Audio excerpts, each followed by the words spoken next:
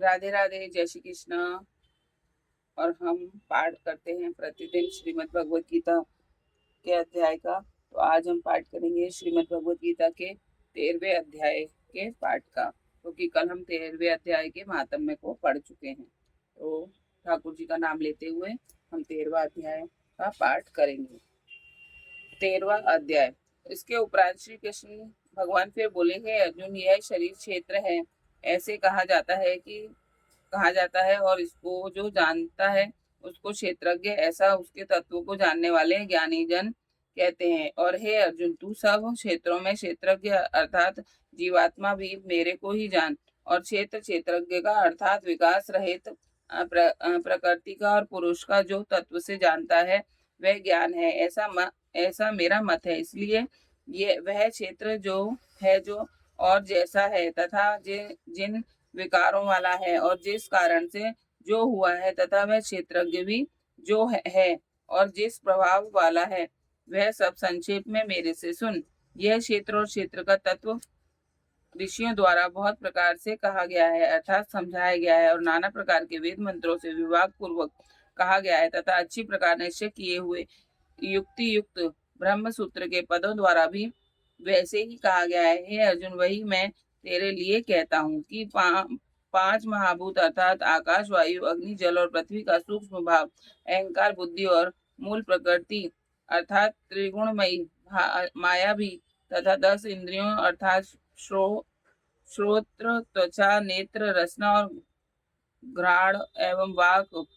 हस्त, पाद, उपस्थ और गूदा, एक मन और 5 इंद्रियों के विषय अर्थात शब्द, स्पर्श, रूप, रस और गंध, तथा इच्छा, द्वेष, सुख, दुख और स्थूल देही का पिंड एवं चेतनता और घृति। इस प्रकार यह क्षेत्र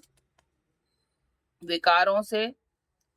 के सहित संक्षेप से कहा गया। हे अर्जुन, श्रेष्ठता के अभिमान का अभाव, दम्भाचरण का अभाव प्राणी मात्र को किसी प्रकार भी ना सताता, और क्षमा भाव तथा मन वाणी की सरलता, श्रद्धा भक्ति सहित गुरु की सेवा, बाहर भीतर की शुद्धि, अंतकरण की स्थिरता, मन और इंद्रियों सहित शरीर का निग्रह, इस लोक और परलोक के संपूर्ण भोगों में आसक्ति का अभाव और अहंकार का भी प्रभाव, एवं जन्म, मृत्यु, जरा और रोग आदि में दुख दोषों का बारंबार विचार करना, पुत्र, स्त्री, घर और धनादि में आसक्ति का अभाव और ममता का न होना, तथा प्रिय अप्रिय की प्राप्ति में सदा ही चित्त का सम रहना, अर्थात मन के अनुकूल तथा प्रतिकूल प्राप्त होने पर हर्ष, शोकादि विकारों का न होना, मुझ परमेश्वर में एक ही भाव से स्थिति रूप ध्यान योग के द्वारा अव्यभिचारिणी भक्ति, तथा एकांत और शुद्ध देश में रहने का स्वभाव, विषयक्त मनुष्यों के समुदाय में प्रेम का न होना, तथा अध्यात्म ज्ञान में नित्य स्थिति और तत्व ज्ञान के अर्थात परमात्मा को सर्वत्र देखना, यह सब तो ज्ञान है, और जो इससे विपरीत है वह अज्ञान है, ऐसे कहा है। हे अर्जुन, जो जानने के योग्य है तथा जिसको जानकर मनुष्य परमानंद को प्राप्त होता है, उसको अच्छी प्रकार कहूंगा। वह आदि रहित परम ब्रह्म अकथनीय होने से न सत कहा जाता है और न असत ही कहा जाता है, परंतु वह सब ओर से हाथ पैर वाला एवं सब ओर से नेत्र, सिर और मुख वाला, तथा अब सब ओर से श्रोत्र वाला, क्योंकि वह संसार में सबको व्याप्त करके स्थित है और संपूर्ण इंद्रियों के विषयों को जानने वाला है, परंतु वास्तव में सब इंद्रियों से रहित तथा आसक्ति रहित और गुणों से अतीत हुआ भी अपनी योग माया से सबको धारण पोषण करने वाला और गुणों को भोगने वाला है, तथा वह परमात्मा चराचर सब भूतों के बाहर भीतर परिपूर्ण है, और चर अचर रूप भी वही है, और वह सूक्ष्म होने से अविज्ञेय तथा अति समीप में और दूर में भी स्थित वही है, और वह विभाग रहित एक रूप से आकाश के सदृश परिपूर्ण हुआ भी चराचर संपूर्ण भूतों में पृथक पृथक के सदृश स्थित प्रतीत होता है, तथा यह वह जानने योग्य परमात्मा विष्णु रूप से भूतों को धारण पोषण करने वाला और रुद्र रूप से संहार करने वाला तथा ब्रह्मा रूप से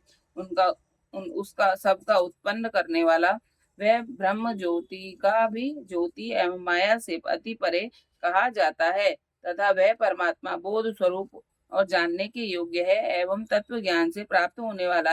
वाला और सबके हृदय में स्थित है। हे अर्जुन, इस प्रकार क्षेत्र तथा ज्ञान और जानने योग्य परमात्मा का स्वरूप संक्षेप में कहा गया।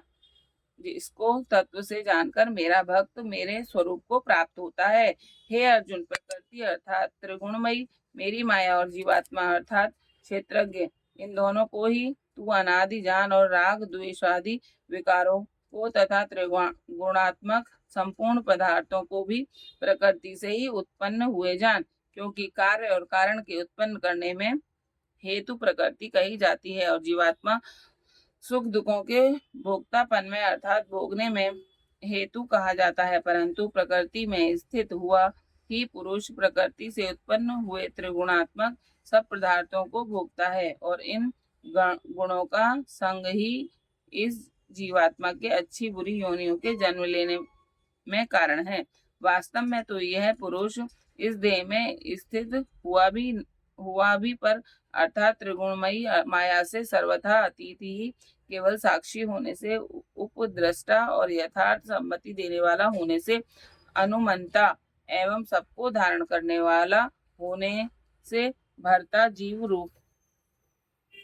से भोक्ता तथा ब्रह्मादिकों का स्वामी होने से परेश्वर और शुद्ध सच्चिदानंद घन होने से परमात्मा ऐसा कहा गया है। इस प्रकार पुरुषों को गुणों के सहित प्रकृति को जो मनुष्य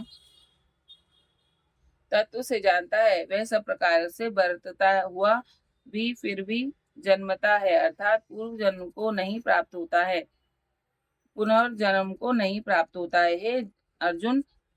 उस परम पुरुष परमात्मा को कितने ही मनुष्य तो शुद्ध हुए सूक्ष्म बुद्धि से ध्यान के द्वारा हृदय में देखते हैं तथा अन्य कितने ही ज्ञान योग के द्वारा देखते हैं और अपर कितने ही निष्काम कर्मयोग के द्वारा देखते हैं। परंतु इनके दूसरे अर्थात मंद बुद्धि वाले पुरुष हैं, वे स्वयं इस प्रकार ना जानते हुए दूसरों के अर्थात तत्व के जानने वाले पुरुषों से सुनकर ही उपासना करते हैं। अतः उन पुरुषों के कहने के अनुसार ही श्रद्धा सहित तत्पर हुए साधन करते हैं और वे सुनने के परायण हुए पुरुष भी मृत्यु रूप संसार सागर को निसंदेह तर जाते हैं। हे अर्जुन, यावन्न मात्र जो कुछ भी स्थावर जन्म वस्तु उत्पन्न होती है उस संपूर्ण को तू क्षेत्र और क्षेत्रज्ञ सहयोग से ही उत्पन्न हुई जान, अर्थात प्रकृति और पुरुष के परस्पर के संबंध से ही संपूर्ण जगत की स्थिति है। वास्तव में तो संपूर्ण जगत नाशवान है, क्षण भंगुर होने से अनित्य है। इस प्रकार जानकर जो पुरुष नष्ट होते हुए सब चराचर भूतों में नाश रहित परमेश्वर को समभाव से स्थित देखता है, वही देखता है, क्योंकि वह पुरुष सब में समभाव से स्थित हुए परमेश्वर को समान देखता है हुआ अपने द्वारा आपको नष्ट नहीं करता, अर्थात शरीर का नाश होने से आपने आत्मा का नाश नहीं मानता है। इससे वह परम गति को प्राप्त होता है। और जो पुरुष संपूर्ण कर्मों को सब प्रकार से प्रकृति से ही किए हुए देखता है, अर्थात इस बात को तत्व से समझ लेता है कि प्रकृति से उत्पन्न हुए संपूर्ण गुण ही गुणों में बरतते हैं तथा आत्मा को अकर्ता देखता है, वही देखता है। और यह पुरुष जिस काल में भूतों के न्यारे न्यारे भाव को एक परमात्मा के संकल्प के आधार स्थित देखता है तथा उन परमात्मा के संकल्प से ही संपूर्ण भूतों का विस्तार देखता है, इस काल में सच्चिदानंद घन ब्रह्म को प्राप्त होता है। हे अर्जुन, अनादि होने से और गुणातीत होने से वह अविनाशी परमात्मा शरीर में स्थित हुआ भी वास्तव में ना करता है और ना लिपायमान होता है। जिस प्रकार सर्वत्र व्याप्त हुआ भी आकाश सूक्ष्म होने के कारण लिपायमान नहीं होता है, वैसे ही सर्वत्र देह में स्थित हुआ भी आत्मा गुणातीत होने के कारण देह के गुणों से लिपायमान नहीं होता है। हे अर्जुन, जिस प्रकार एक ही सूर्य इस संपूर्ण ब्रह्मांड को प्रकाशित करता है, उसी प्रकार एक ही आत्मा संपूर्ण क्षेत्र को प्रकाशित करता है, अर्थात नित्य बोध स्वरूप एक आत्मा ही सत्ता से संपूर्ण जड़ वर्ग प्रकाशित होता है। इस प्रकार की क्षेत्र और क्षेत्रज्ञ के भेद को तथा विकास रहित प्रकृति के छूटने के उपाय को जो पुरुष ज्ञान नेत्रों द्वारा तत्व से जानते हैं वह महात्मा जन परम ब्रह्म परमात्मा को प्राप्त होते हैं। ये हो गया 13वां अध्याय आज संपूर्ण। अब कल हम पाठ करेंगे 14वें अध्याय के महात्म्य का। राधे राधे, जय श्री कृष्ण।